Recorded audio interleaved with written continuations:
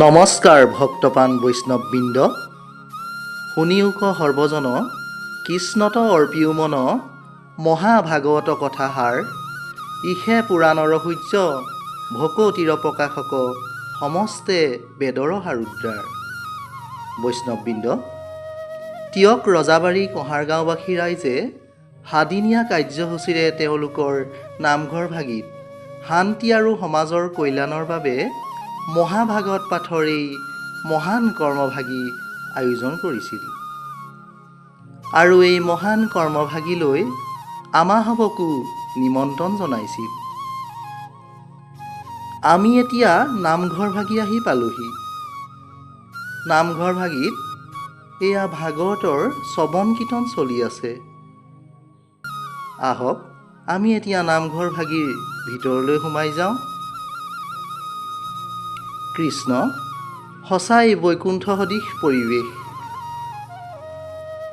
কৃষ্ণ ৰূপে দৈৱকীত ভৈলা অৱতাৰ, শংখ চক্ৰ গদা পদ্ম কৰত তোমাৰ।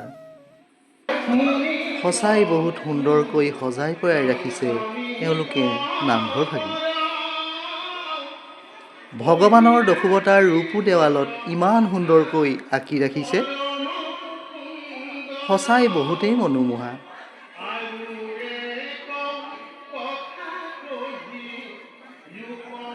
যিহেতু মোৰ পাঠ কীৰ্তন কৰিবৰ বাবে অলপ সময় বাকী আছে, সেয়ে ভাবিলোঁ আপোনালোককো নামঘৰ ভাগিৰ পৰিৱেশটো অলপ দেখাবলৈ চেষ্টা কৰোঁ।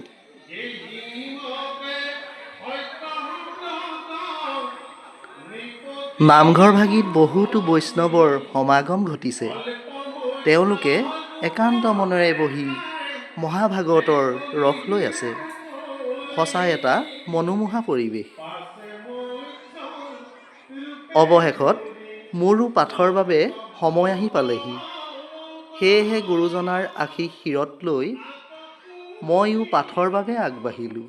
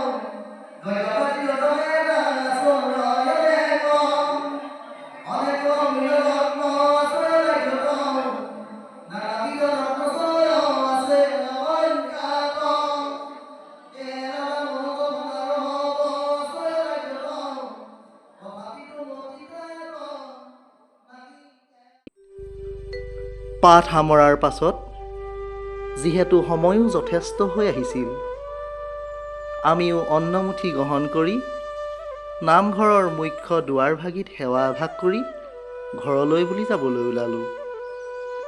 আজিলৈ ভিডিঅ'টি ইমানতে সামৰণি মাৰিছোঁ।